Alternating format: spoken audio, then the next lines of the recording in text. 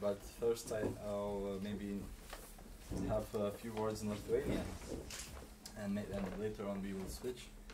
Tai sveiki, labai malonu, kad susirinkote į pirmą festivalio Jauna muzika 2018 renginį, ir šiemet mes festivalį pradedame nuo diskusijos. Ir labai džiugu, kad galime pradėti nuo diskusijos būtent apie festivalius, apie tai, kas tai yra festivalis ir kaip tai keičiasi. Mes taip ir pagalvom, kad turbūt prieš savaitę intensyvę renginių ir įvairių dalykų visai verta apie tai pakalbėti. Na ir prieš pradedant dar norėčiau paminėti, kad festivalį Jauna muzika organizuoja Lietuvos kompozitorių sąjunga, festivalio partneriai Menų spaustuvė, baras Paviljonas ir Lietuvos muzikos ir teatro akademija. Festivalį remia Lietuvos kultūros taryba, asociacija Latga, Danijos ambasada, radio stotis Neringa FM, Pixel House, viešbutis Reformatai, viešbutis Amberton, restoranas Vieta ir Cafe and Roasters. Now I'll switch to English, and I'd like to introduce our guests who kindly accepted to participate in our discussion today. So first, Kent Olofsson from Malmö, Sweden. Yes. Known for you probably Mantautas Krukauskas, composer and sound artist and the head of this department of Academy of Music. And Andrew Bentley, legendary composer and researcher, who is now active in Helsinki. Yeah. And as I've mentioned before, maybe I'll sit down because I'm more like a moderator here, and I'd like to hear the opinions of you. So as I already had a short introduction in Lithuanian, we are starting a festival, and there will be a week of events, and we thought that it's a good idea to start it with discussion. What is festival today, and how does it change? And why did we choose this title? It's the change of electronic music festival, the possibilities and perspectives. I think we are used to a festival concept, which is kind of a presentation and maybe a collection of things, of various phenomena. And for a long time, a festival has been a way to share ideas, present innovation, and stress the uniqueness. And today, electronic music occupies a huge part of major as well as more specialized festivals, while contemporary and experimental music festivals are constantly changing and often become important not only as a way to introduce what is happening in a particular musical genre, but also involve educational activities, provide a conceptual outlook on social and political questions, thus becoming a place for discussion. So this is from the description of a discussion, but I wanted to repeat that so that I have this background. So maybe we could start in discussing, do we think that there is a shift in how we understand what festival is? And I certainly believe so, but would you agree that the concept of a festival is changing today? Everybody's looking at me first. Anyone. Legendary. I know that Andrew is involved in 2 festivals right now. Yeah, so I think we will have. Yeah, maybe even a little bit a third as well. But anyway, so electronic music festivals. If we're talking about electronic music festivals, or generally festivals with this kind of experimental art, obviously, what these festivals live for and live about is finding an audience, and without an audience there is no festival. So although one has to say that sometimes that's not necessarily the motivation for people to organize. They want to make a showcase. In the case of one of the festivals that I have to do with it, it's to do with the fact that we have a music school, and almost every department in the music school has its own festival. The folk music people have their own festival, the jazz have their own festival, and so we music technology people have our own festival also. So that's a very clear case of wanting to go out and showcase what your kind of own community is doing. But that's only obviously one kind of festival. The other festival, that festival that we have in the department is called Multifest. It happens in end of November every year. I think it's not, well, actually it's been going, what, that was fourth year, was last year, so yeah, so it's been going for 4 years, which is not very long, of course. The other festival I've got something to do with is the Karto Electronic Festival, which is just happened in the last weekend. It's our own festival. The Multifest lasts a whole week, and there's one event per day, basically. But the Karto Festival is 3 days of madness, of many events. I mean, it's a small kind of quarter of town. In fact, it's right on the perimeter of the city, and it's an area built, I think, in the 1960s probably, and it's all run down. The shopping centre is run down, but it's full of bars, lots and lots of bars, and it's a place where people hang out, and it's very colourful, also ethnic kind of area, and so it's a folk, and this festival has profiled itself on being basically a folk electronic festival.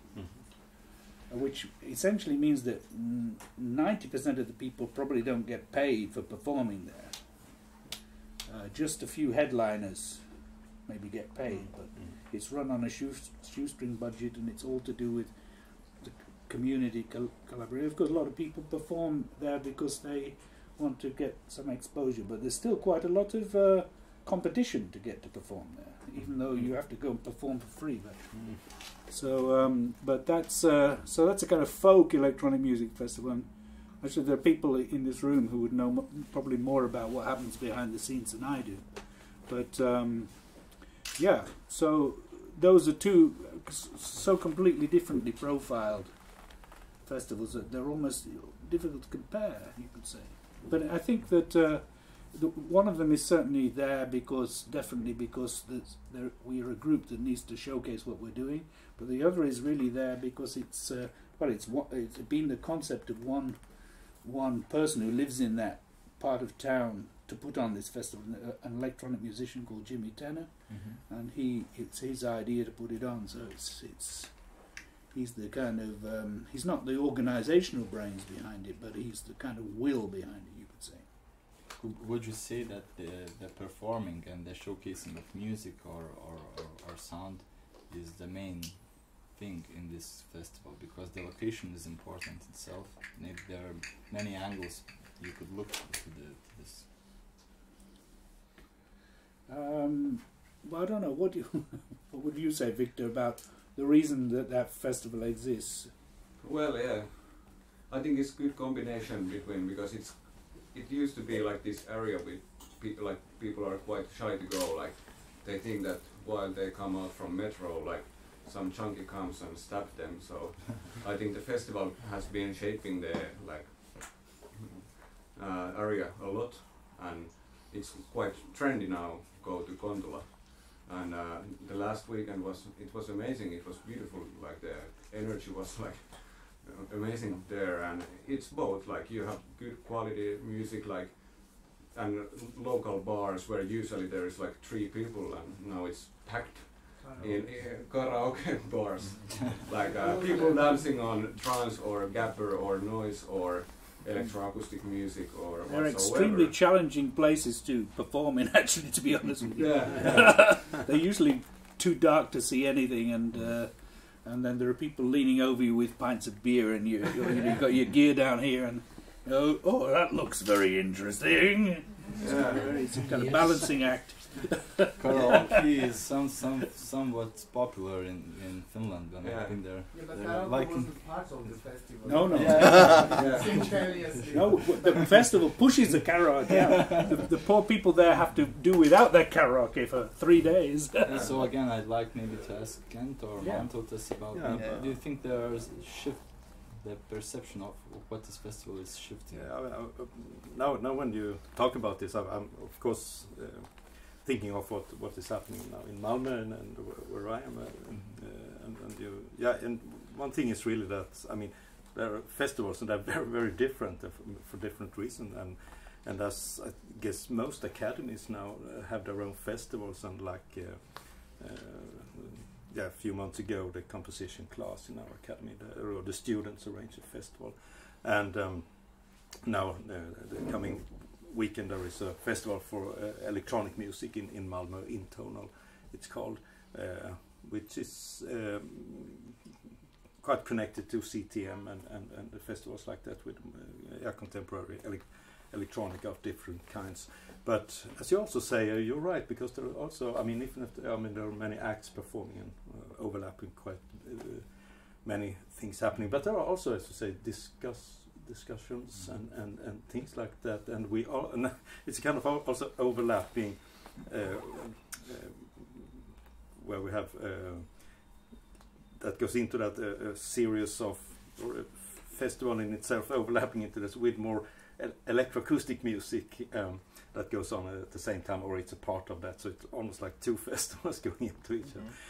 But you're right about that, that it's also, and then I'm thinking of also, because in Malmö we have the faculty of music, theatre and visual arts, and the Theatre Academy also now has a festival presenting performing arts of different kinds, and there it's also very much about also having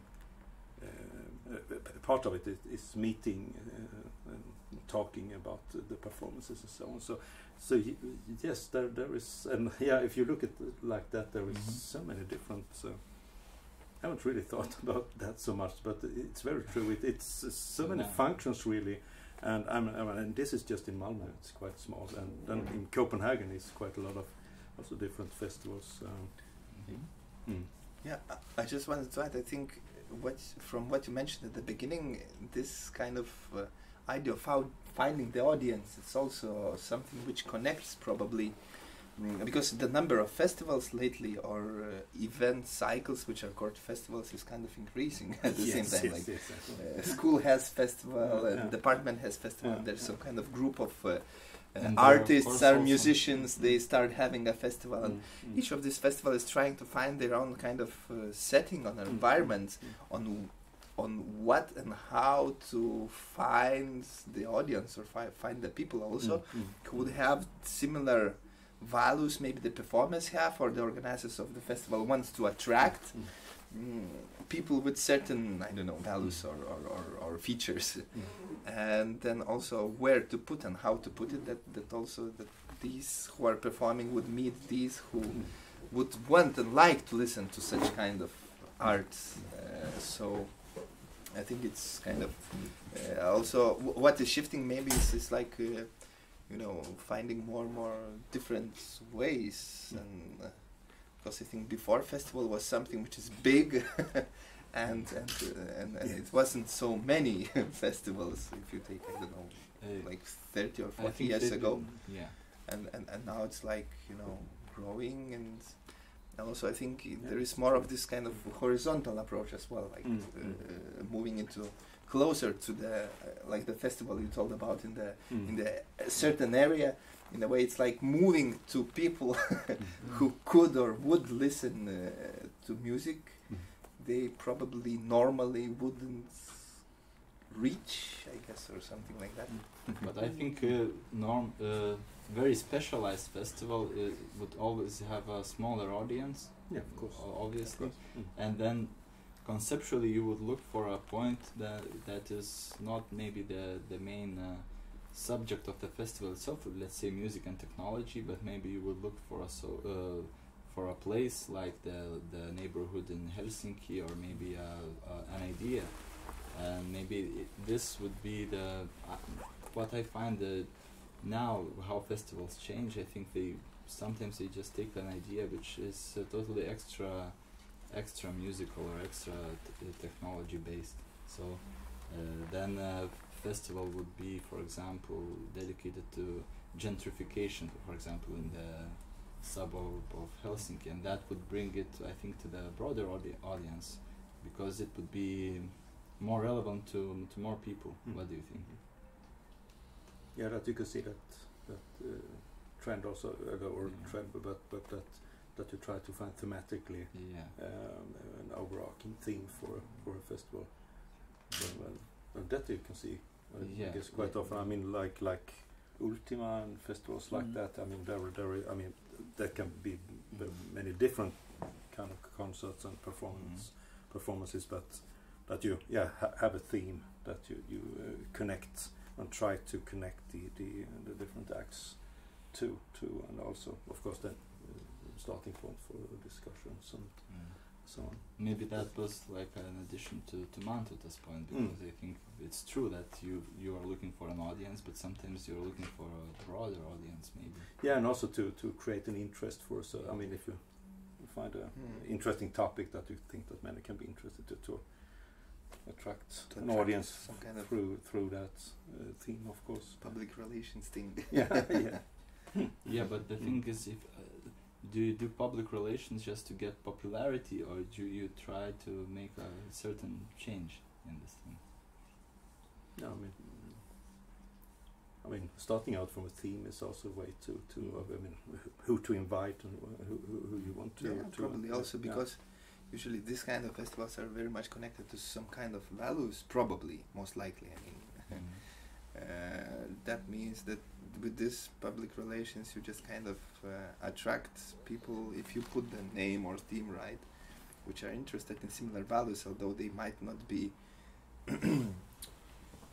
very familiar with that particular context or that particular art form or whatever, but that might kind of lure them and get them interested.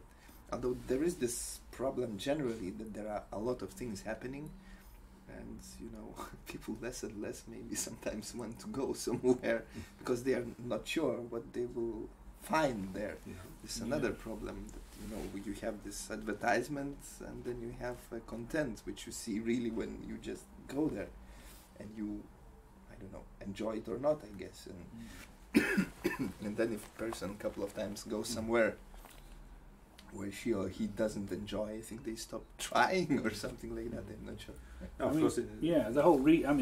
One of the whole reasons for having a festival in the first place is the idea of, you're projecting the idea into the future that there's no point really in having a festival that's only 1 year, because it could be, but people don't usually think that way because in any case 1 year is never enough time to gather an audience. You need to have several years that you gather an audience after several years, and and then people have, of course, for year after year they have certain expectations about what this festival is about, and if the festival doesn't fulfill those expectations, it may not survive very well. I can think of a couple of festivals in Helsinki that haven't survived.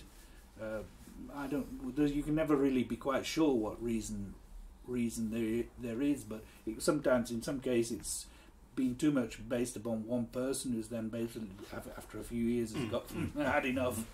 But it can also be the fact that that maybe in the sense you're talking about, that things have to change, that the climate somehow changes, and the festival really doesn't have a reason to exist after a few years. This can happen, I think, also. Yes.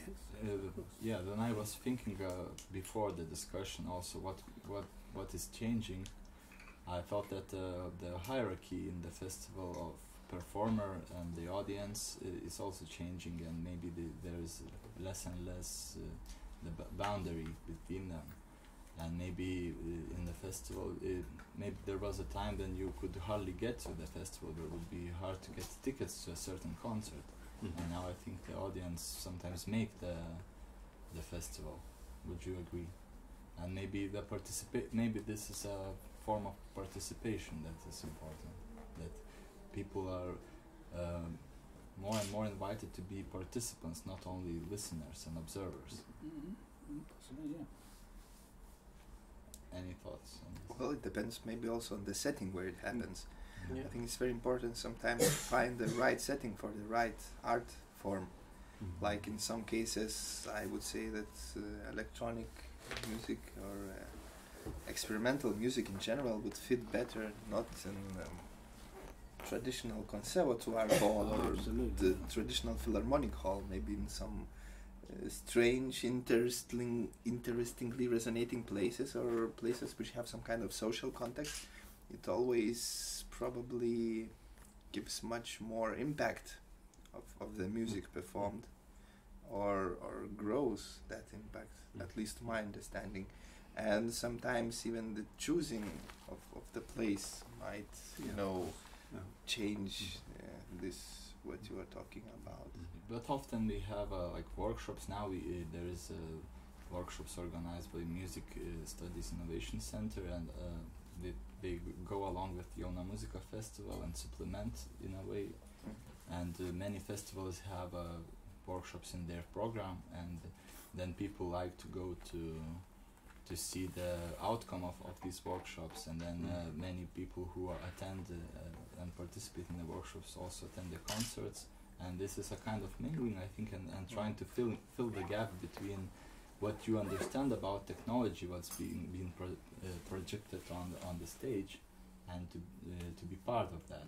And I see that maybe like many years ago when they had festivals, either they've been like for a very specialized groups for expertise, and or people would come and present, and there would be a huge gap between. And now I think it's changing as well. Would you agree? I guess it's some festivals do like that. Now I'm thinking of, different festivals.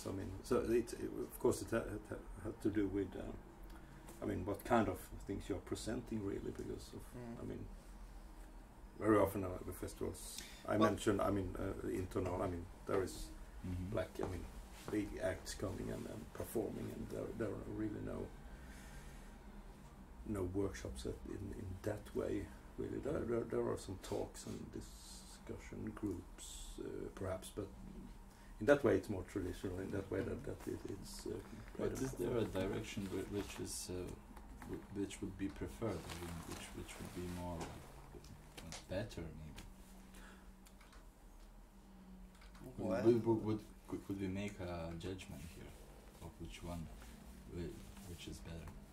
I don't think you can say any of those would be better, really, because they can be combined, obviously, but also there can be a focus. It's very different, of course. What you I think in general, like if you think about that, just like very basic thing, at least how it was. I'm not sure how it's shifting, but the festivals which are connected to the academies or to the workshops or concerts which are connected to the workshops, they're usually focused not so much on the result as on the process, because when you are studying, you are much more safe to fail, I guess, and usually teachers are always saying, okay, result is also important, but don't forget that the process of learning is the main focus here, whatever you do.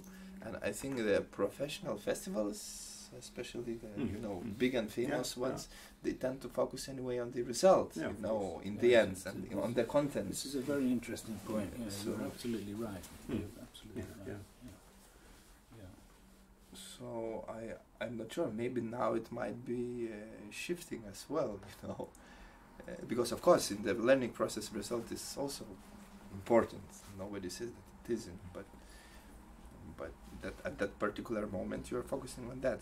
On the other hand, when the system of education also shifts somehow, and we more and more speak about things that, especially in technology, you have to learn all life.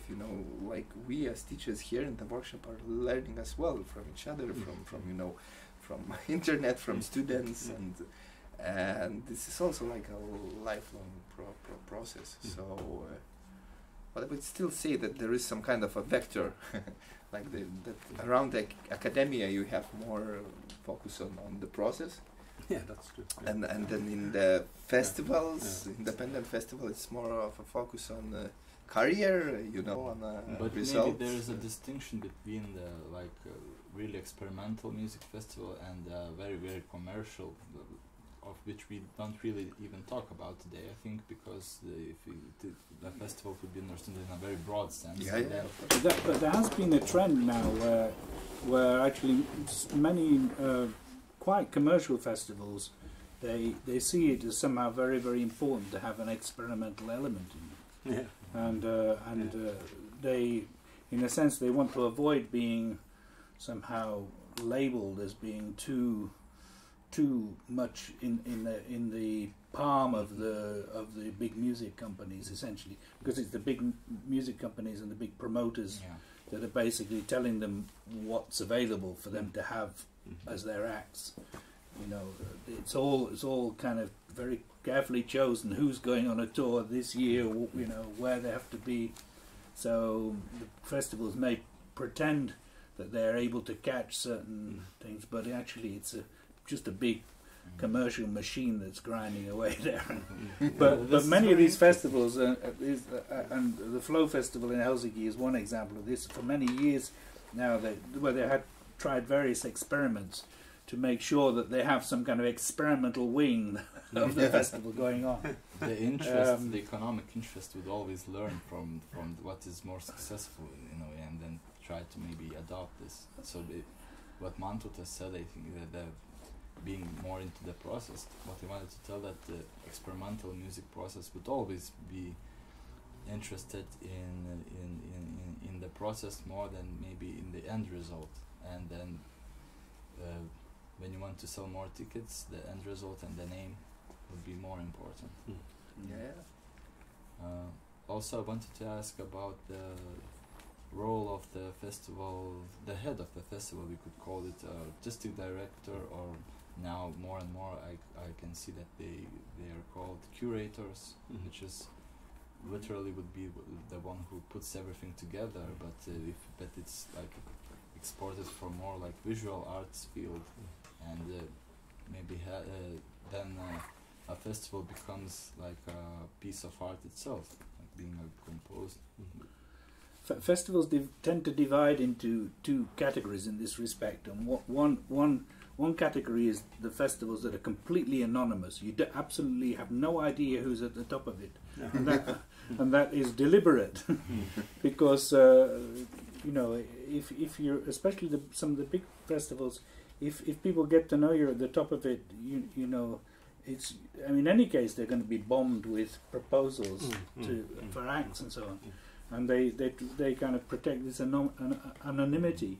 And there is another category which is definitely where, you know, at the opposite end of the spectrum, where it gets really kind of personified, really in one person as being the head, and that person is quite, we'll say, you know, quite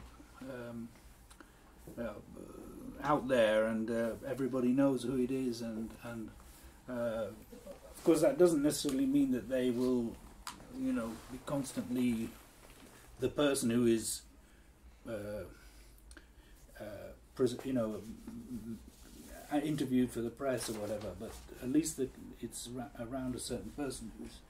So you can't say that all festivals work in the same way, and they tend to be different in this way, that they're personified in some artistic director. Yeah, I actually hadn't thought about this. This is. It reminds even the political movements, which tend to have no, like, the person who would be responsible, like anarchy, like, you know. It's very interesting. Yes, it's gonna the Berlusconi festival on one hand, yeah, or depersonalized. Anonymous festival. Anonymous, yeah. And the other thing, do you think that festivals they could maybe connect and interchange with each other in different cities, and maybe different places, maybe different frameworks? Absolutely. As I mentioned, this internal festival in Malmö, they are. I mean, artists, exchange of artists and acts between the CTM, I think, in Berlin, and Unsound in Poland. There has been some, I mean, a lot of connections between them, so it's kind of perhaps not moving the whole festival, but several artists that goes and also come for residencies and so on. So you really have a kind of big exchange between the festivals in the different artists there. So maybe that's something that's coming. Probably. I mean, nowadays we have to use good things which come with globalization. Well, there's always two sides of the coin, but of course, when you think about that, there's all, possibilities of connecting people and flying cheap somewhere, and so on. They enhance our possibilities to actually, whatever that is, I mean, here we have, in a workshop, we have teachers and students from more than 10 countries, you could say, and and in the festivals as well. I mean, probably festivals are more up to exchanging maybe some, But on the other hand, maybe things, that some kind of polarization, like being rivalry between festivals, would be good, don't you think? Like having different but ideas. I think maybe that's more for this kind of bigger festivals, because anyway, I mean, like, where I should go to this, super big festival in Helsinki or the super big festival in, I don't know, Copenhagen, for example. And also the role of these super big festivals, are they as big as they used to be? Because we have so many small festivals. Yeah, for sure. There are many more small festivals. That's for sure. But the big festivals are getting bigger, and the kind of there's no doubt about that as well. The big festivals are getting bigger. The stages are getting bigger, and the kind of the fact that they're more than simply something for maybe a city.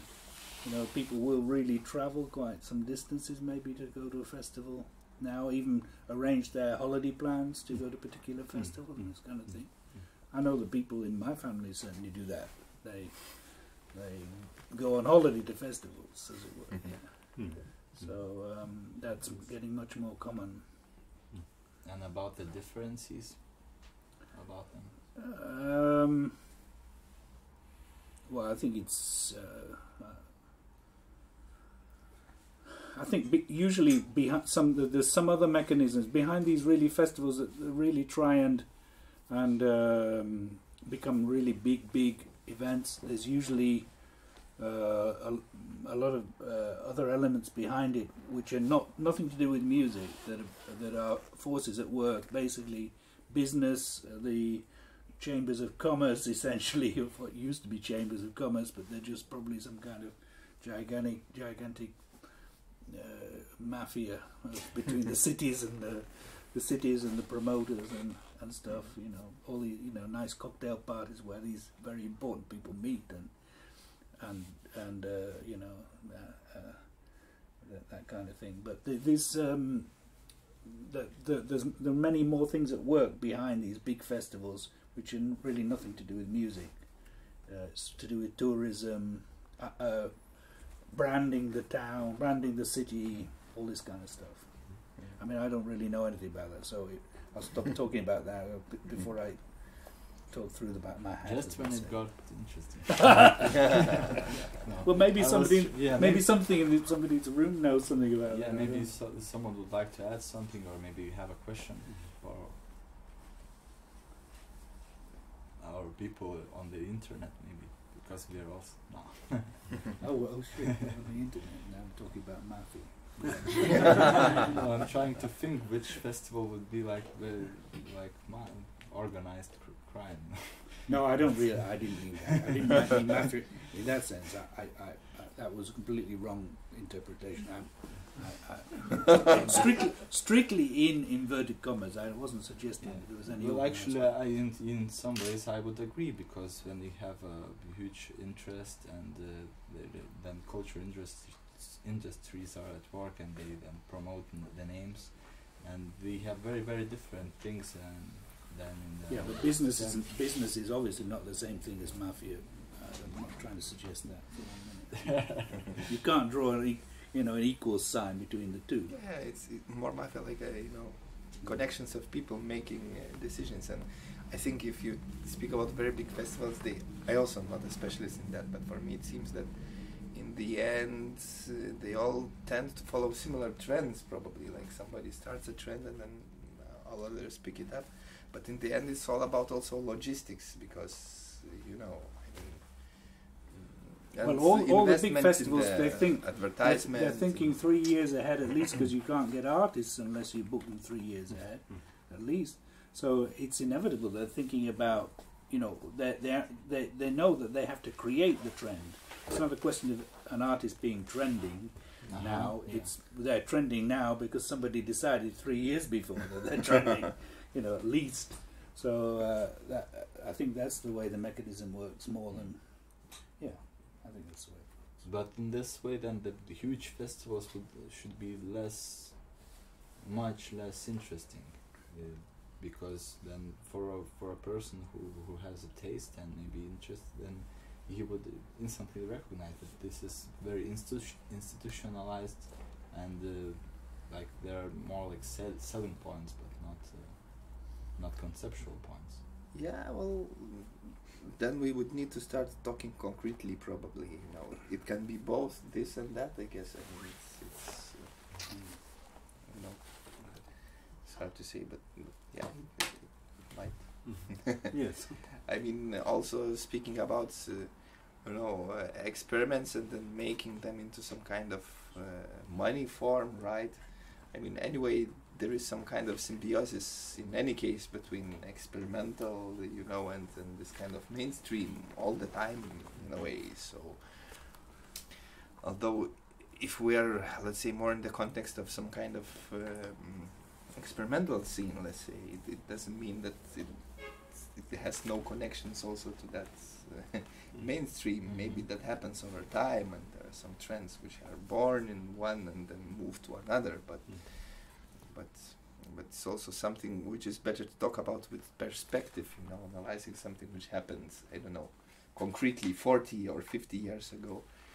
And then you can say that maybe some, experiments of Stockhausen moved into, some kind of, rock music and so on, but yeah.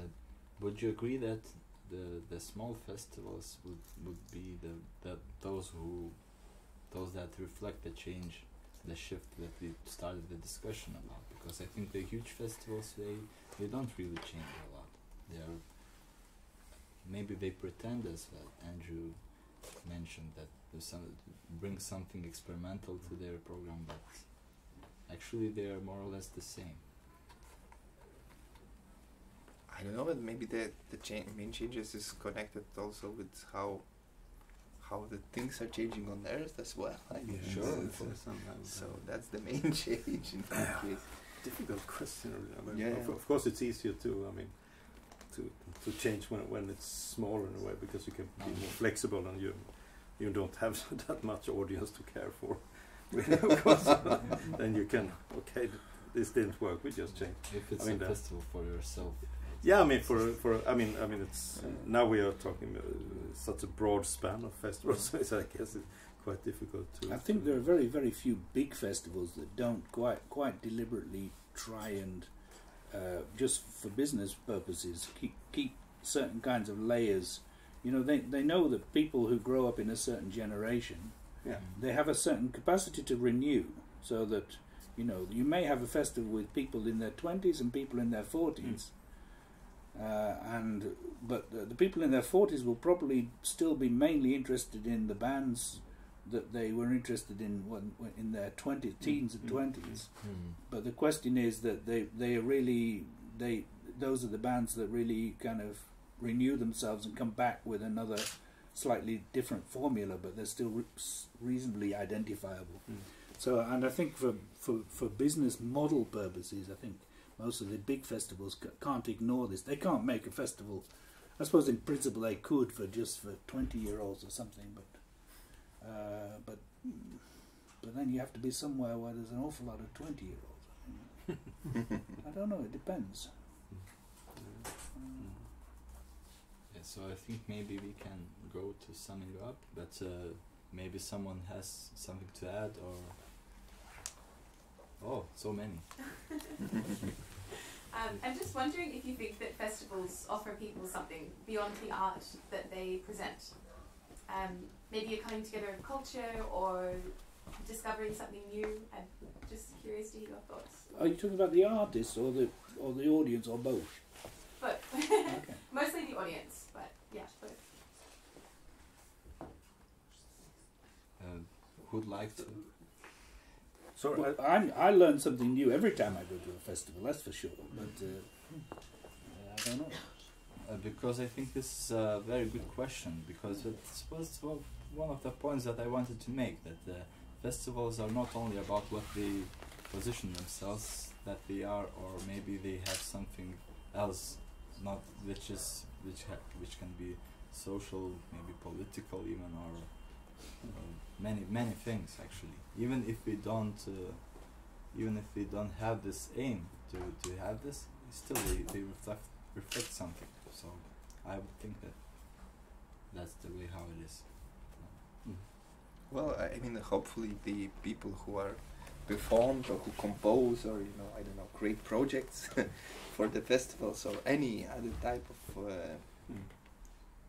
arts presentation, something, whatever that is. I mean, because nowadays sometimes even the forms start to merge. Sometimes you cannot even tell. Are you in a gallery-like situation or performance-like situation or composed situation or improvised situation, or it's all together in a way. You're being composed right now. Yeah. In example. So I guess, and hopefully those who do all these things anyway are people who try to, especially in this experimental and smaller festival context, they try to do something which is, let's say, relevant at least for them. I think it's I think it's a funny thing that actually that the internet doesn't seem to have changed festivals in this fundamental aspect that you have to really be there. There would have been a big possibility for the internet to change the whole nature of festivals, so that essentially that you can be there virtually from anywhere, all this kind of thing. And I'm sure that in a sense the technology wouldn't have been so difficult to invent, in actual fact. And maybe it's still coming. I don't know, but I would have expected somehow that we've had the internet for a pretty long time already, and I don't think it's really changed the idea of the festival all that much. It's not, of course, it's not. The internet, in terms of festival, is not a very good business model. If you understand what I mean. Yeah, and I think it never became. Festival is a gathering, and it never became a digital gathering, a virtual gathering, and it doesn't seem that it goes that direction. And I think many people don't attend the whole year. They don't attend to certain standalone concerts, but they wait for a festival so they could in principle, there could be kind of global festivals or mirrored festivals. You could have a festival that's mirrored in two different places, and basically one is the black and white, where the other is white and black. You know what I mean? In terms of being live or streamed or whatever, this kind of thing could exist, but I don't see it unless somebody knows something about things that are happening that I don't know anything about. But I don't. There think was that also a kind of question happens. back there somewhere. I was just going to ask the same thing. Okay. Just because you've been asking a lot of questions about the money aspect of festivals. Just what kind of social effect do you think that festivals have on their community or their area? The community of where is it happening? No, I just mean because it's the festivals in Iceland, they bring a lot of people in, and it's also, so it's good for everybody in a way. It's good for the hotels, the shops, and also just the people coming together in one place and having a fun time together. So okay, maybe this was a bad question. No.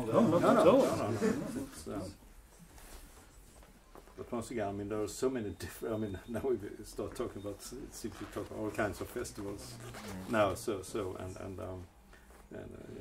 that's have so many different roles, really. And I'm thinking I mentioned this theater festival that is also going on now in Malmö, which is also gathering a lot of people. But one of the perhaps most important thing there is also to strengthen the community of people working with the performing arts in the city, really, so that people get to know each other even better. There's a lot of performances, but also talks and things. So one of the purposes there is really not only to do a lot of shows, but really to have people meeting. Involve people. And it is working. I mean, there is a lot of new ideas and things coming up because of this festival. So because everybody go there and take part of what is happening. It's a kind of opposite of the bourgeois. I mean, the classical bourgeois concept is that basically you go to events, because you want to be there and you want to be cool and you want to be seen and you want to meet your kind of people. And that's thing. But this thing about like Kontola, for example, is it can absolutely not be about that. It must be about something else. Yes. And and there I think there's generally speaking a bigger consciousness of this idea that art has to touch people in other ways than just the bourgeois model. Yes. Even though, of course, we have an awful lot of bourgeois traditions in Scandinavia and the Nordic countries, but I think things are changing in that respect. Yes. So, anyone else? Yeah, I think that there were many in history. There are many times that the most interesting concerts, those who had the most impact, they were very little known at the time, and that the bourgeois concert halls would be full of historical music, but the experimental quality is somewhere else. It'd be interesting to hear kind of straw poll, as we say in English, about what people think are the coolest, what people think is the coolest festival and why, what kind of answers we would get. I'd be interested to hear what people have. Any people got propose the coolest festival they've ever been to? Which one is the coolest?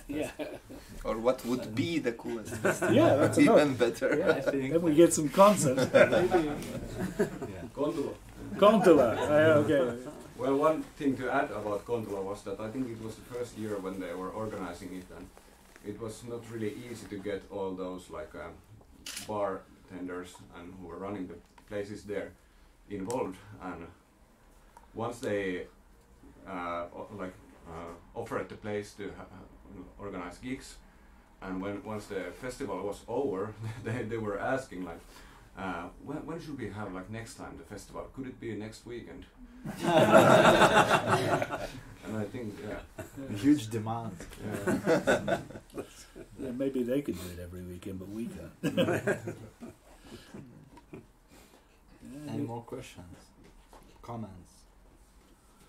Or cool festivals? Yeah. What would be the coolest festival? Cool festivals to go to. You've had a cool festival just recently in Tallinn. Tallinn Music Week, wasn't that a cool festival? I haven't been there. That is Who's been there? Was it cool? I couldn't go, but I have been. You've been there. Was it cool? Yeah, I was there just a couple of. I think it's 1 month ago. Yeah, 1 month ago. It was okay. I mean, it felt very corporate to me. Corporate, okay. Yeah, in a way. And that makes you suspicious. That makes me a bit suspicious. Yes. Anyway, I think you will be able to judge, but we will have the festival which has just started with this discussion, and I hope to meet you in the upcoming concerts the whole week. And there is Mount has a piece tomorrow night. Please take a leaflet. It's both in English and Lithuanian, and tomorrow we have a concert at Arts Printing House of new electroacoustic pieces, and also every night there is a night program. So I hope to see you, and thank you for participating, and thank you. So I think. Thanks.